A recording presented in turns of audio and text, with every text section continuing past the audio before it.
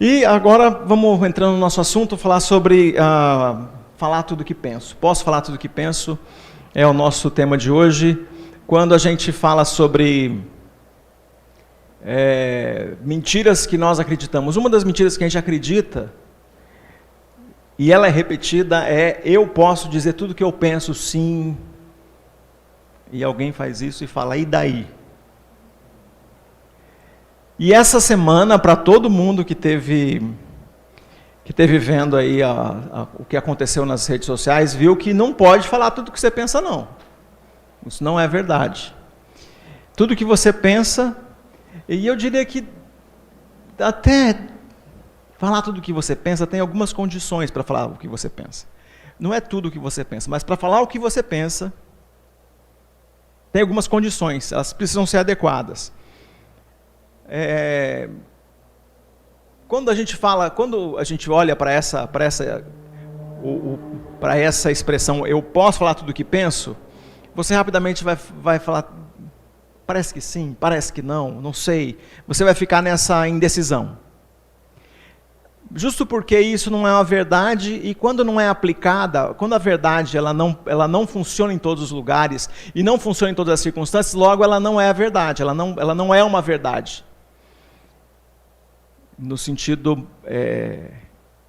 poderoso da verdade, que ela funciona, ela é real, ela aguenta a lógica em todos os lugares, em todas as horas. Então, quando a gente pensa nisso, então eu diria que sim, você pode falar tudo o que você pensa, mas aí você vai falar, então, se tem mais, então não é bem isso. Se tem algum adendo, então não dá para falar tudo o que pensa. Tem algumas condições para você falar o que você pensa. Tem um lugar que você pode falar o que você pensa. Tem um lugar que você pode dizer o que você pensa. Tem a hora que você pode falar o que você pensa. Tem a forma que você pode falar o que você pensa. Porque você pode amar muito uma pessoa, e essa pessoa está com o coração muito aberto para ouvir tudo o que você pensa a respeito dela. Ela te ama, e você a ama. E ela está naquele momento com o coração completamente aberto, ela está desarmada e está dizendo, tá bom, pode falar tudo o que você pensa.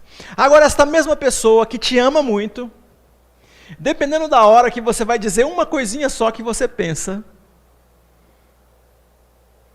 e a hora não é a melhor hora, não é o dia certo, não é o momento certo. Você não pode dizer tudo o que você pensa. Então, tudo o que você pensa depende da hora, mesmo dizendo a quem você ama e a alguém que aguenta ouvir. A hora, o como é dito. Um amigo estava falando sobre a verdade, e ele falando sobre a verdade, e ele estava insistindo que a verdade ela precisava ser dita em toda e qualquer circunstância precisava ser dito e tal, e eu falei para ele, eu acho que a gente tem que viver o conselho que a gente encontra quando Paulo fala sobre a verdade.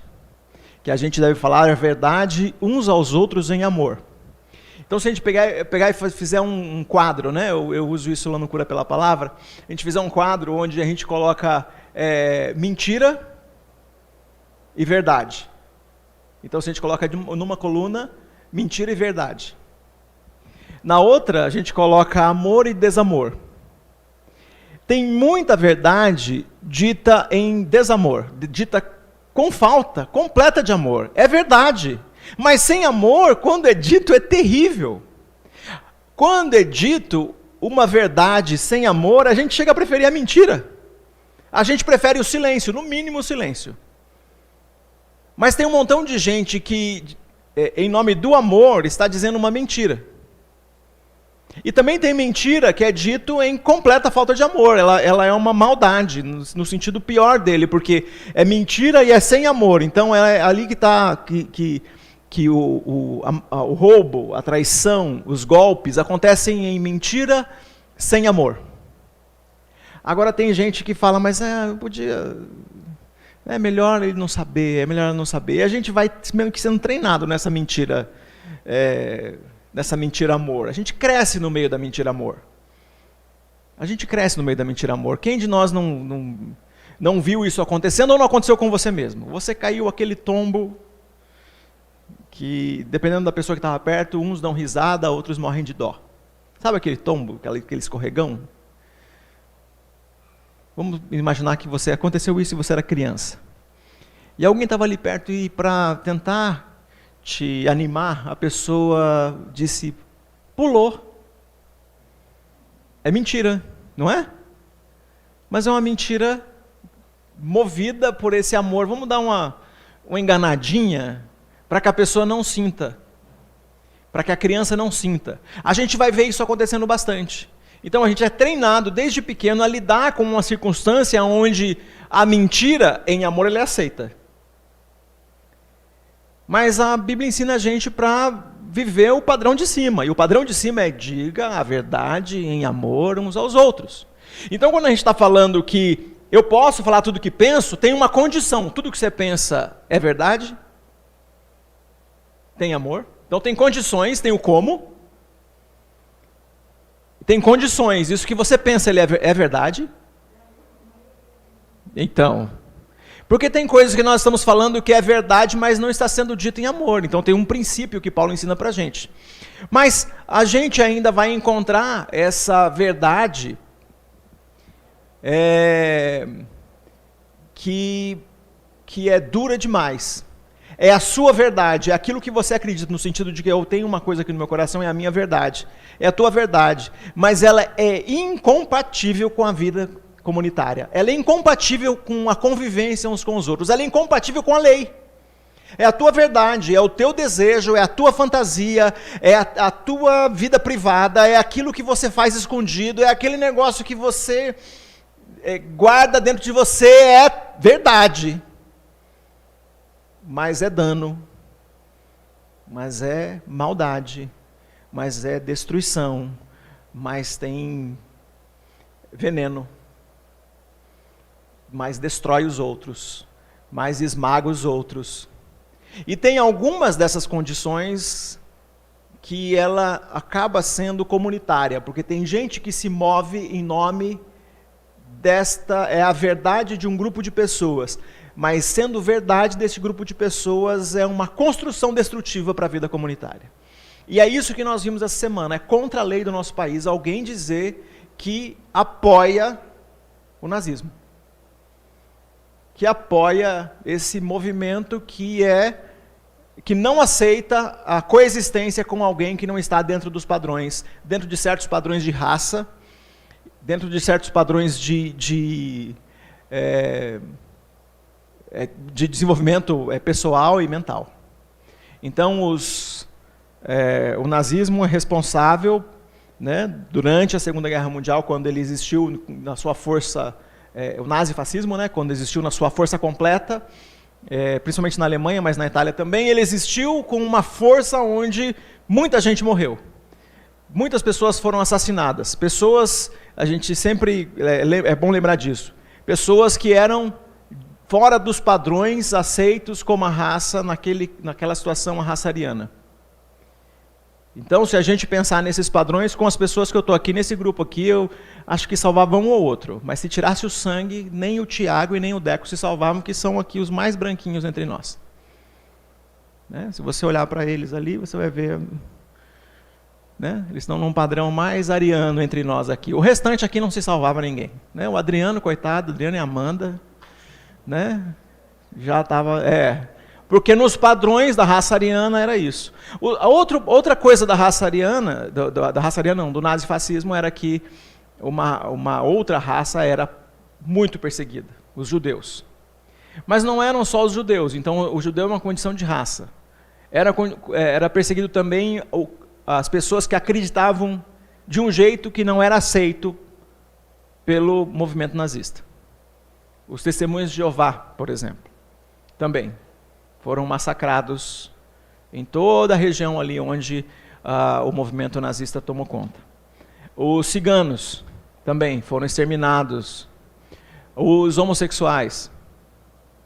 Os deficientes físicos. E aí até os arianos.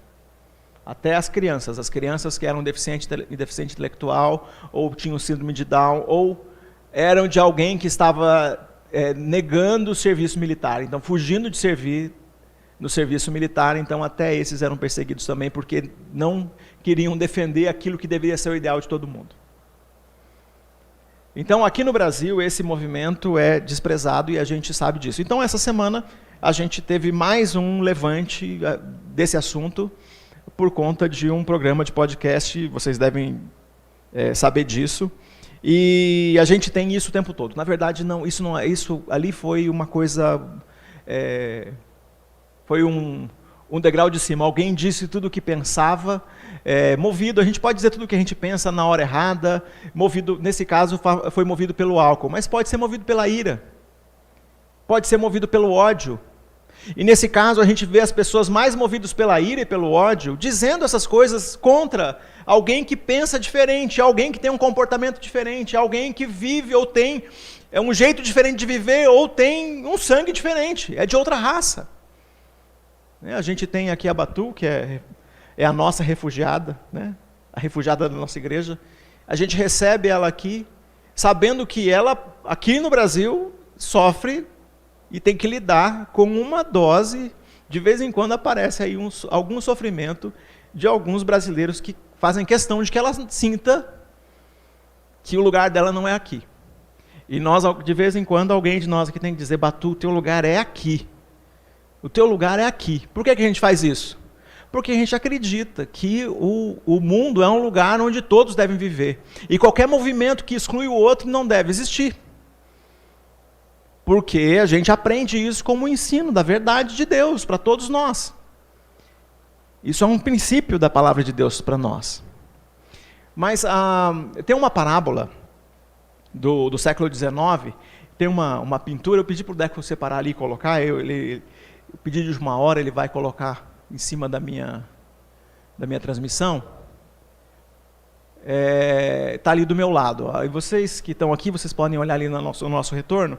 Essa pintura, ela é a pintura, A Verdade Saindo do Poço. É um pintor francês, né? Jean-Léon Gérôme. A Verdade Saindo do Poço.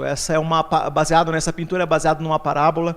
E essa parábola que talvez você já conheça, talvez você já tenha ouvido, mas a verdade, ela encontra com a mentira, as duas começam a conversar, e elas, num dia bonito, começam a falar daquele dia bonito, chegam perto de uma fonte, e ali aquela água parecia agradável, e a proposta da mentira: vamos entrar na água, se refrescar, olha como a água está fresca, e esse dia está quente, e aí a mentira tira suas roupas, entra na água, e depois a verdade tira suas roupas e entra na água. As duas estão dentro da água, naquela água refrescante. Daqui a pouco a mentira sai e veste as roupas da verdade, e pega as suas roupas e foge. E a verdade fica nua.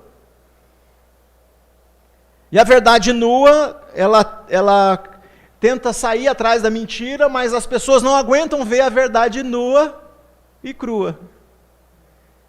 E a verdade anda aí pelo mundo, de vez em quando ela aparece, mas ninguém aguenta, por isso que todo mundo prefere a mentira com cara da verdade, com as roupas da verdade.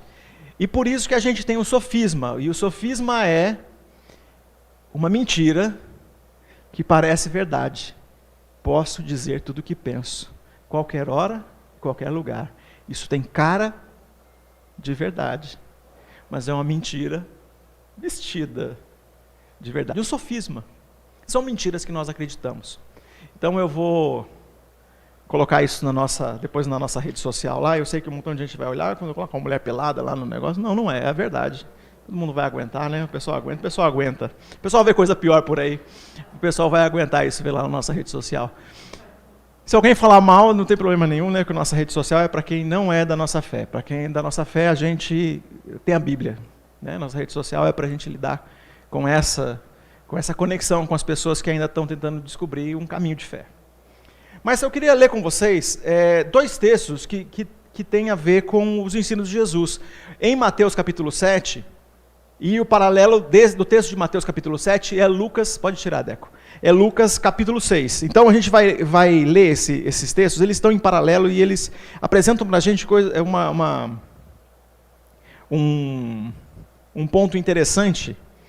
onde, para esse assunto que nós estamos falando, vai ter algumas descobertas. Então, primeiro é Mateus capítulo 7, aí já o primeiro versículo, né? A gente começa lendo então o texto de Mateus. E o outro texto já você pode deixar aberto, então o Lucas capítulo 6, 43. Né?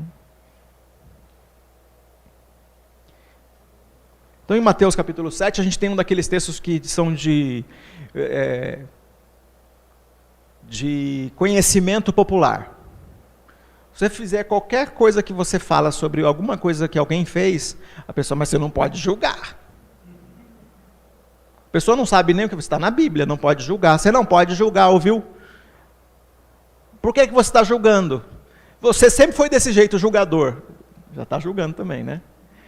Então, a gente está sempre desse jeito, a gente está sempre lidando com isso. Então, a gente tem que olhar para isso, a gente vai olhar para esse texto, vamos descobrir aqui o que esse texto quer dizer de verdade para a gente sobre essa questão de julgamento, mas a gente vai ler os dois que eles estão em paralelos, né? São os evangelhos sinóticos, Mateus, Marcos e Lucas, eles repetem os textos, e eles estão, então, funcionando desse jeito. Eu quero ler os dois para a gente responder a essa mentira que a gente acredita, que a gente pode dizer tudo o que pensa. E eu quero dizer que pode, só que não. Ou pode, às vezes. Eu quero dizer isso para você, eu vou falar sobre isso. Então, vamos lá. Capítulo 7, não julguem para não serem julgados, pois vocês serão julgados pelo modo como julgam os outros. O padrão de medida que adotarem será usado para medi-los. Por que você se preocupa com um cisco no olho do seu amigo, enquanto há um tronco em seu próprio olho? Como pode dizer a seu amigo, deixe-me ajudá-lo a tirar o cisco de seu olho, se não consegue ver o tronco em seu próprio olho? Hipócrita. Primeiro livre-se do tronco em seu olho, então você verá o suficiente para tirar o cisco do olho do seu amigo. Não deem o que é santo aos cães, nem joguem pérola aos porcos, pois os porcos pisotearão as pérolas, e os cães se voltarão contra vocês e os atacarão. Agora a gente vai lá para o final do capítulo 6 de Lucas. E a gente vai ficar olhando para esses dois textos o tempo todo, tá? Então, no capítulo 6, a gente tem a mesma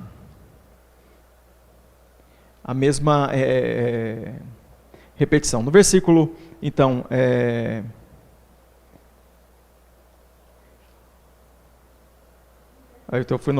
eu fui para o capítulo 7 já. A gente começa, então, com esse texto do julgamento. Em Lucas, ele é mais... ele tem mais elementos, né, mais exemplos. Então, o texto é maior. E a gente vai começar, então, isso, como a Batu falou, do versículo 37. E nós vamos, então, até o versículo 45. Não julguem e não serão julgados. Não condenem e não serão condenados. Perdoem e serão perdoados.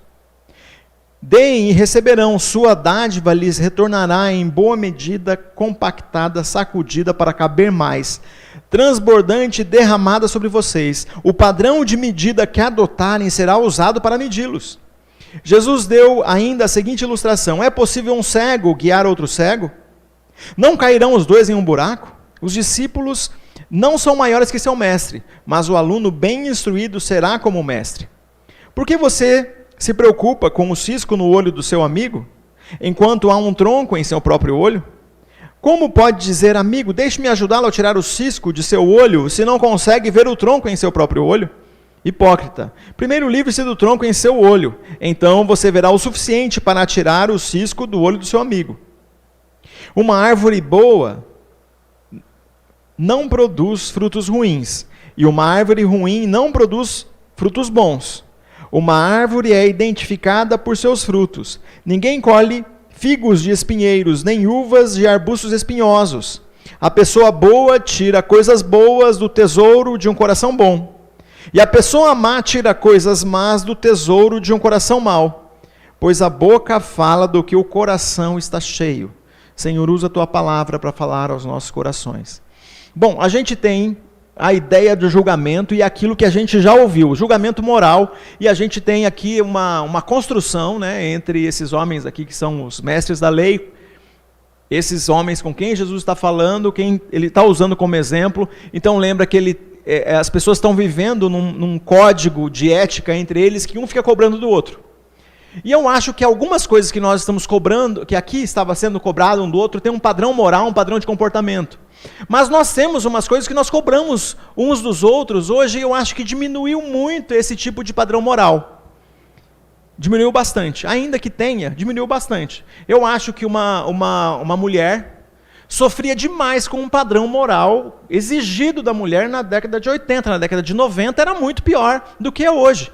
O padrão moral era mais agressivo, cobrado de uma mulher, e menos dos homens. A gente ainda lida com isso. Parece que das mulheres é cobrado uma dose maior do que dos homens, se o padrão é moral no comportamento sexual, por exemplo. No comportamento de relacionamento. O que é esperado de uma mulher, o que é esperado de um homem? Parece que o homem pode ter mais liberdade de ter quantas relações ele quiser, e ninguém vai dizer dele a mesma coisa que dirá de uma mulher. Isso é um padrão moral que foi estabelecido. O nosso país está tentando se livrar disso, né? Se a gente tem que aplicar as medidas e os pesos do mesmo jeito, porque não julgueis para que não sejais julgados, porque com a mesma medida que você julga, você será julgado. Então é isso. O que acontece? Para os homens aqui no nosso país, agora parece menos. Ainda a gente vê um padrão diferente, mas a gente via há 20, 30 anos atrás um padrão que era maior ainda. Então, uma medida diferente para os homens, uma medida diferente para as mulheres. Sendo bem agressivo. Então, o que está dizendo nesses dois textos, falando sobre julgamento. Agora está colocando o seguinte, quando fala assim, não julgueis, para que você não seja julgado com a medida que você julga. Olha só. Essa construção é uma construção de uma troca de palavras que todo mundo agarra aqui para dizer, mas não pode julgar. Geralmente quem está falando isso é o cara que já está com a condenação na cabeça dele. Ele está se sentindo condenado para caramba quando alguém fala alguma coisa, mas não pode julgar. E logo, o que acontece? Não, você não pode julgar, mas eu quero me absolver. E eu vou dar a minha explicação. É que eu estava bêbado, aí eu falei bobagem. Entenderam? Quando esse padrão aqui de medida, então alguém usou um padrão de medida para julgar um montão de coisas do jeito que ele quis, até que chega o dia que aquele padrão, aquela medida que ele usou é usada contra ele. Aí comigo não. Tenham misericórdia de mim. Então a gente está num ambiente onde muita gente não consegue nem perceber essas construções e a medida do padrão, a régua que você usa. Então, o importante é a gente pensar nisso. Qual é a régua que a gente está usando para olhar para os outros? Qual é a régua? É que Jesus está dizendo isso. É aqui. Que medida que você está usando? A tua régua tem 10 centímetros para você. Ou tem 10 centímetros para o outro e 1 metro para você? Ou seja, você pode fazer o que você quiser. Você tem 1 metro de liberdade para fazer quantas coisas você quiser, e a régua para o outro tem só 10 centímetros. Se o outro fizer mais do que 10 centímetros, ele tem uma liberdade limitada. Se ele fizer alguma coisa a mais, eu cobro dele. E era o que estava acontecendo com esse povo. Eles eram duros demais uns com os outros, eles tinham um padrão moral para cobrar um do outro. Eu acho que hoje a gente tem outras coisas que a gente está cobrando um do outro. A gente tem umas expectativas um do outro. E quando a expectativa não é suprida, a gente entra nesse campo do julgamento. A gente sofre porque a gente está suprindo expectativas, tem uma coisa construída, uma coisa esperada. Uma coisa da nossa cidade. A nossa cidade espera algumas coisas. A nossa cidade é a cidade do trabalho. São Paulo é a cidade do trabalho. Tem gente que está em outras cidades assistindo a gente ali, mas São Paulo é conhecido por ser a cidade do trabalho. Você vem para São Paulo para trabalhar. E ninguém espera que você... Amanhã, 7 horas da manhã, se a gente se falar por telefone, mesmo que você não vai atender o telefone, primeiro de tudo. Se você estiver dormindo, você não vai atender o telefone. Você vai ver a ligação e falar, eu vou atender com voz de sono. Não vou atender. Deus me livre. A pessoa vai saber que eu estava dormindo. Por quê? Porque São Paulo é a cidade do trabalho. Nós estamos numa cultura que não é aceitável que às 7 horas da manhã, numa segunda-feira, você já não esteja acordado, tomado café e com a voz animada. Se for o teu chefe, então, você fala, chefe, estava pensando em você. É esperado isso, é a nossa cultura. A nossa cultura, então, cobra da gente isso. Essa é uma medida que nós temos um com o outro. A gente nem percebe, a gente aplica essa medida. Vocês sabiam que amanhã é minha folga? Eu sou pastor. Geralmente eu faço a folga de manhã, assim, mas eu agora às 6h30 da manhã tenho que acordar porque eu tenho que levar a Júlia para a escola, né, Ju? Então, se você me ligar essa hora, eu vou atender. Eu vou estar com voz de sono. Mas o que acontece? A gente está dentro desse padrão, a gente não percebe que a nossa cultura faz isso com a gente. A nossa cultura começa a trazer esse padrão.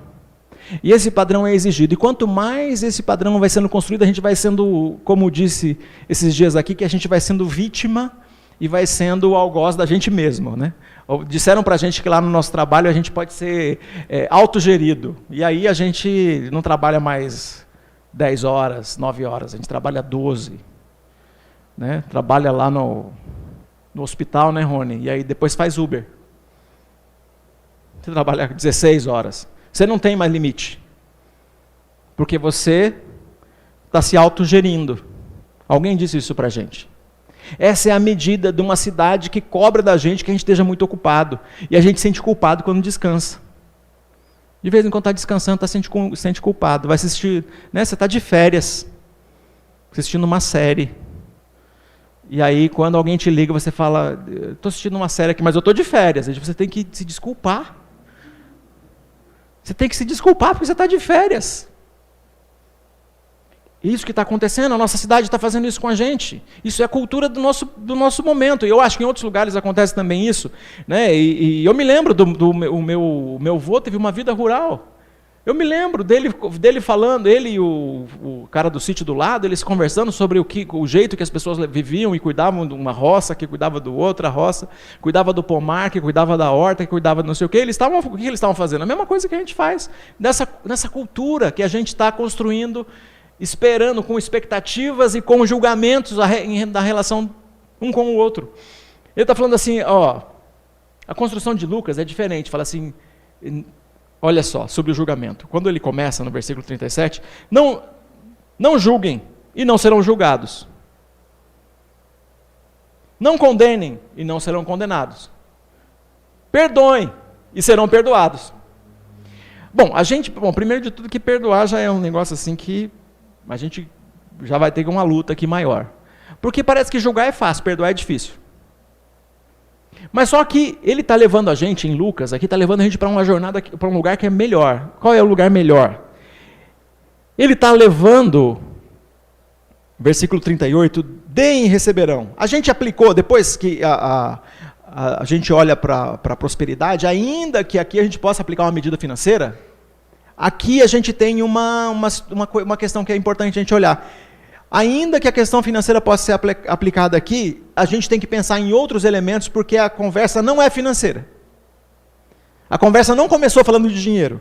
Deem e receberão, sua dádiva lhes retornará em boa medida, compactada, sacudida para caber mais, transbordante e derramada sobre vocês. O padrão de medida que adotarem será usado para medi-los. Então fala assim, você está usando o padrão para você Você está usando esse padrão aí? E se você for perdoador e generoso? Reciprocidade é uma linguagem. Reciprocidade é uma linguagem. Olha só, sejam generosos. Você vai receber uma boa medida de generosidade. Uma medida transbordante de generosidade.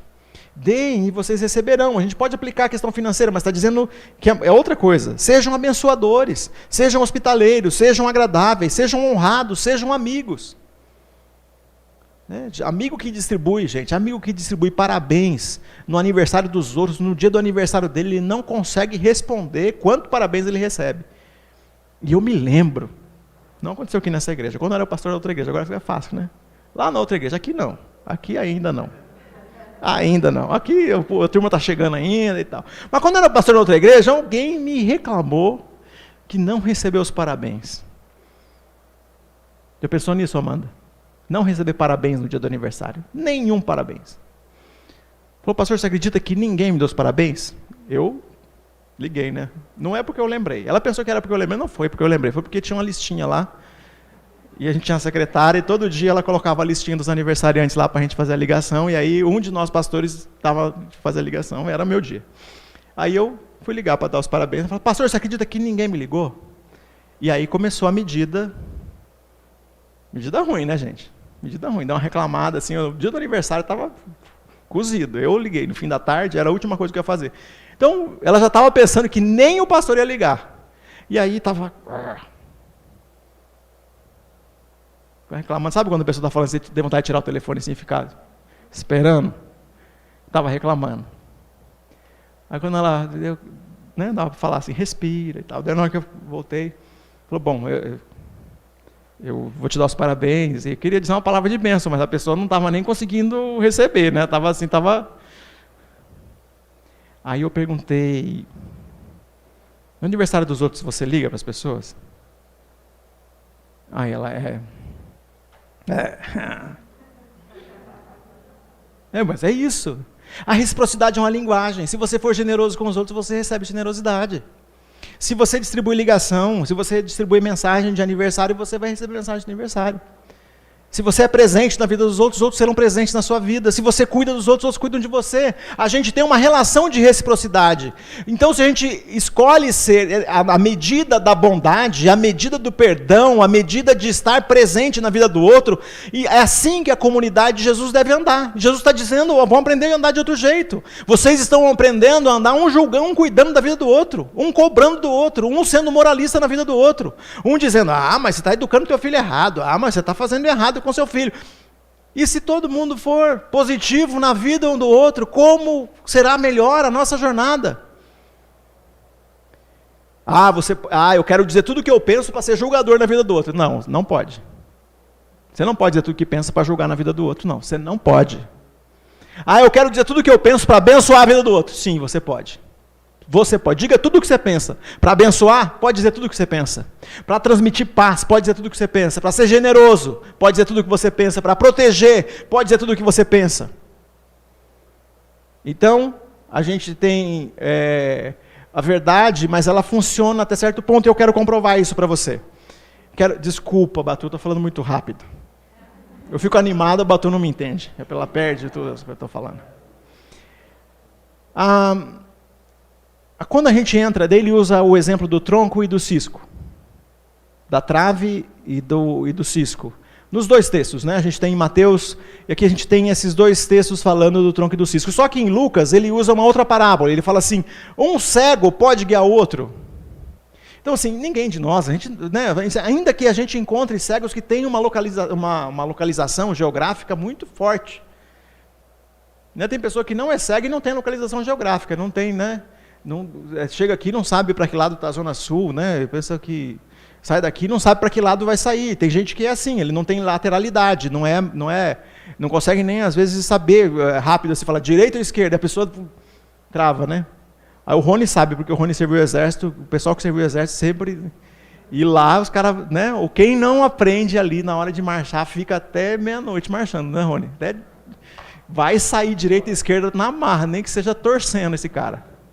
Mas, tem umas pessoas que não têm lateralidade. Na hora que tem que pensar, né? A direita ou a esquerda não é tão rápido assim que pensa. E não tem problema nenhum. Você não é doente por causa disso. Tem gente que tem mais facilidade com isso, da mesma forma que tem gente que tem localização.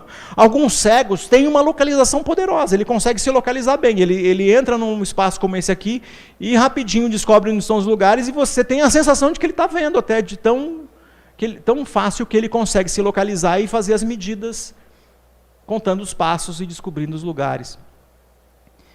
Mas se você pegaria um cego para você fazer uma caminhada, uma trilha? Só se você estiver maluco. Você não conhece a trilha e você pega um cego para te guiar. É isso que Jesus está falando. Você está pegando alguém que não sabe nada. Você está pegando um aluno que ainda não passou pelo aprendizado. Que aí é outra parábola aqui de Lucas também que usa essa referência. Ele ainda precisa aprender. Mas ele está sendo professor. Então quem é que está te guiando espiritualmente? Vocês estão sendo guiados E aí ele conta isso que tem uma cara de piada. Então esse aqui é o intervalo. O intervalo e a piada é para fazer essa leitura imagética, né? Imaginativa.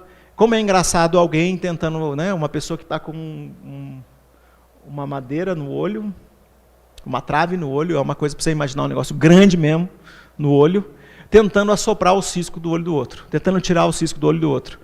Essa imagem que ele constrói é para dar risada. É para dar risada, é para falar. Não é que a gente não pode tirar o cisco da vida do outro, do olho do outro. Olha só. Primeiro, você não devia resolver o seu problema para então resolver o problema do outro. Não é que você não pode resolver o problema do outro. É que primeiro você precisa olhar para si. É que primeiro você precisa, você quer aplicar essa medida de julgamento, ou essa medida de cobrança na vida do outro, cobra de você primeiro, trata você primeiro. Você nem fez o que era elementar de ver em você o que há de errado e você já está querendo ver na vida das outras pessoas. Em um processo que você precisava passar antes de. Então ele fala, antes de, começa em você. Começa em você.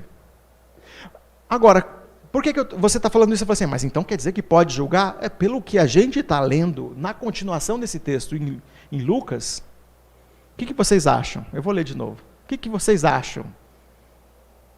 Uma árvore boa não produz frutos ruins. E uma árvore ruim não produz frutos bons. Espera. Então, quando eu como um fruto ruim, eu sei que a árvore não é boa. Eu vou pegar uma muda dessa árvore e plantar lá em casa? Isso é julgamento ou não é? Ué. Então pode julgar? Peraí. Uma árvore é identificada pelos seus frutos. Ninguém colhe figos de espinheiros, nem uvas de arbustos espinhosos. Só que de vez em quando a gente, olha só que coisa, o não julgar, a gente está aplicando ali, tá, beleza, você vai ter coragem de julgar, então tem uma medida que você vai ter que aplicar. E essa medida vai ser aplicada para você. E ele está falando de um problema moral que tinha entre essas pessoas aqui. Então ficava sempre cobrando moralismo um do outro. Mas uma das coisas que a gente percebe aqui é que tem gente que está se auto-enganando. Que está olhando para o arbusto, que não produz fruto nenhum, e esperando que ele produza uva. Você não está sendo inteligente. Um cristão precisa, um discípulo de Jesus precisa ser inteligente. Precisa olhar para aquele arbusto e falar assim, isso aqui não produz fruto. Só que ainda você não é, um arbusto espinhoso não produz fruto nenhum. Um arbusto espinhoso não produz nada, não produz amora, não produz fruta azeda, nada, não nasce fruta nenhuma. E tem gente esperando uva de arbusto espinhoso. Então a gente começar a considerar que tem um olhar que a gente deveria pensar. Uma avaliação que precisa ser feita. Essa avaliação necessariamente ela é verdadeira, mas ela precisa ser dita? Não. Faz a sua avaliação, olha aí, está produzindo fruto ou não está? É um arbusto espinhoso, vai produzir fruto, tem fruta ruim, tem fruta boa. Você precisa necessariamente dizer isso? Não. Mas você pode fazer essa avaliação. Você pode saber de onde tem coisa boa e de onde não tem. Dá para você ver, dá para você descobrir. E aí a gente tem uma coisa, esse texto aí se conecta de volta lá em Mateus, e termina assim: a pessoa boa tira boas coisas, tira coisas boas do tesouro do seu coração bom. A pessoa má tira coisas más do tesouro de um coração mau. Agora, o texto, a parte final do texto que nós lemos em Mateus 7, diz, não deem o que é santo aos cães, nem joguem pérolas aos porcos, pois os porcos pisotearão as pérolas, e os cães se voltarão contra vocês e os atacarão. Então, pérola é tesouro, né? A gente está falando de um texto que tem um paralelo aqui, a gente está falando de tesouro. Então, a pessoa que tem coisa boa, você tem coisa boa no seu coração? Você tem pérolas, você tem coisa boa no seu coração? E aí lembra que As coisas boas que você tem no seu coração não são para todo mundo. Tem coisa boa no seu coração. Você quer ser generoso, mas a sua generosidade, pensa bem, não é para todo mundo. Talvez a sua generosidade, você é generoso em todas as coisas. Você é generoso, eu falei algumas coisas, você é generoso em hospitalidade, você é generoso ao dar ofertas, você é generoso ao abençoar, você é generoso, você é agradável, você é honrado, você é amigo. Talvez com alguém você deve ser abençoador, mas as outras coisas não. Você deve tomar cuidado, porque nós lidamos com porcos, com cães, com lobos, com gente que devora o outro, com gente que destrói o outro. A gente está lidando com... É uma coisa forte aqui, né? Porque para a leitura, para o judeu típico, os cães não são os animais de estimação como a gente tem na nossa casa, e eles dormem dentro da nossa casa do jeito que nós fazemos aqui. Aqui não. Hoje a gente tem outra realidade, mas aqui não. Aqui os cães são vistos como animais que não são cuidados como nós cuidamos dos nossos animaizinhos hoje. Os porcos nem se fala, né? Os porcos não eram uma criação de um fazendeiro judeu. Então essa figura está falando que a gente tem sim tem um pastor que escreveu um texto falando dos suínos existenciais. Gente que vai pegar as coisas boas que você tem e vai jogar na lama. Gente que não é só pegar as coisas boas que você tem, mas vai jogar você na lama. Vai jogar aquilo que você tem de melhor na lama. Você tem pérolas, você tem tesouro, você tira coisas boas do tesouro que você tem. Você tira coisas boas de um coração bom. E essas coisas boas que você tira de um coração bom na mão de um lobo, na mão de um cão, na mão de um suíno existencial, como esse pastor amigo escreveu no texto, ele vai jogar na lama, ele vai pisotear, ele vai destruir. Então a gente pensar que posso dizer tudo o que penso, com quem você está falando? Você está falando com um devorador? Com um destruidor? E alguns de nós aqui já lidaram com pessoas assim, já tiveram relacionamentos com pessoas assim. Alguns de nós tiveram até casamento com pessoas assim. E aqui quero dizer sim que o divórcio é justificável.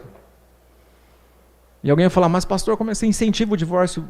Bom, se você conversar comigo sobre as circunstâncias de alguns divórcios que eu estive aconselhando, você vai falar comigo 10 minutos, você vai falar, pastor, foi o melhor conselho que você deu para essas pessoas aí. Era gente que estava lidando com o lobo. Era gente que estava dormindo com o lobo, gente que estava sendo destruído, gente que estava perdendo a energia, gente que estava sendo destruída emocionalmente, gente que estava destruída, sendo abusada. Gente que estava entregando o tesouro, que abriu o coração para entregar a vida para uma pessoa que não merecia. Gente que estava sendo agredida fisicamente. Gente que estava sendo agredida emocionalmente, gente que estava sendo destruída, porque estava com alguém que achava que podia dizer tudo o que pensava, e tudo o que pensava era a destruição de alguém que estava pisando em pérolas, destruindo o tesouro, porque a verdade que está aqui em Lucas, dita por Jesus, a boca fala do que o coração está cheio, e daquele coração você conhece o que vem. Eu não sei com quem você tem convivido. Coração cheio de palavras de amor. Eu espero que você está convivendo com alguém que está um coração cheio de palavras de paz, cheio de palavras poderosas que transmite justiça, coração cheio de generosidade, cheio de amor. Eu espero que esse coração cheio de coisas boas sejam as pessoas com quem você mais convive. Mas sim, nós estamos convivendo com pessoas que são, naquele pior sentido da parábola, gente que tem um coração que é cheio de ódio, de vingança, de destruição, de engano, de mentira. Gente que tem um coração que só pensa em si, só tem egoísmo. E essas pessoas que só pensam em si, então, dizendo aqui para todos nós aqui, Sim, você pode dizer tudo o que pensa, se você está lidando com uma pessoa que tem um coração cheio de paz, de amor, de justiça e de generosidade. Sim, você pode dizer tudo o que você pensa, se você tem um coração abençoador, cheio de paz, justiça e generosidade. Sim, você deve dizer tudo o que pensa, se você não estiver lidando com o suíno existencial, como disse esse meu amigo, se você não estiver lidando com o lobo, se você não estiver lidando com um cão. Então, essa expressão é uma mentira acreditada, porque eu não posso dizer tudo o que penso, porque depende da pessoa com quem eu estou trocando. E agora talvez você tenha pensado nos seus amigos, talvez você tenha pensado em um parente seu, em alguém que acredita nessa mentira. Acredita nessa mentira, e ele pode estar em algum lado dessa conversa aqui, nessa triangulação que eu fiz. E nesse lado ele pode ser uma pessoa de coração bom, sendo destruída por outra pessoa, que está dizendo tudo o que pensa. Mas no seu coração tem engano, tem maldade, tem ódio, tem vingança. Então, conhecendo o que Jesus está dizendo para nós, sendo tudo para alguns, termino falando o que a gente tem na oração do Pai Nosso, que aliás é o final, né? Está no meio do Sermão do Monte, que é o assunto que nós estamos falando aqui, que quando Jesus diz, como parte da oração, ele diz: perdoa, né? Como eu perdoo. Então tem uma condição aqui de relação, né? Como que a gente pode fazer? Nessa oração a gente está falando de perdão, perdoai. Aí você dá uma segurada aqui, né? É que perdoa que nem eu perdoo. Já pensou? Pensa nisso, né? Pensa nesse negócio, né? Eu estou falando com Jesus, assim, e aí Jesus fala assim, perdoai as minhas ofensas, assim como eu perdoo os meus devedores. Aí Jesus olha para você e fala assim, eu vou pensar. Ou ele diz assim, perdoo, mas se você fizer de novo... Você vê que Jesus não faz isso. Então talvez você tenha dito tudo o que você pensa para alguém. E precisa pedir perdão. Talvez você tenha deixado de dizer, de ser generoso, está esperando generosidade. Você tenha sido o odiador, né? Você tenha sido agressivo com o seu irmão. E está esperando paz. Então, o nosso conselho aqui é para a gente fazer um caminho onde a gente busca aquilo que a gente entrega. Então, eu quero ter paz, então entregue paz. Entregue o seu bom tesouro. O que tem de bom aí dentro de você? Fale tudo o que você pensa. Você tem coisa boa? Tudo de bom pode falar. Você tem coisa ruim no seu tesouro? Não entrega.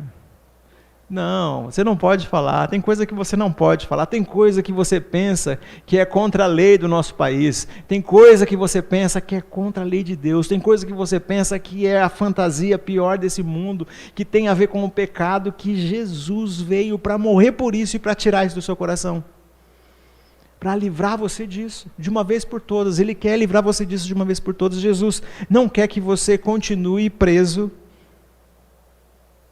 nessa referência onde você só quer receber coisa boa e você quer entregar coisa ruim. É a lógica do tronco e do cisco. Eu quero receber coisa boa, mas eu quero falar tudo de ruim que eu tiver vontade de falar. Não. Fale tudo de bom que você tem para falar, aí você pode esperar coisas boas. Começa a construir uma reciprocidade de bênção. E aí a promessa, né? Você vai receber uma medida sacudida,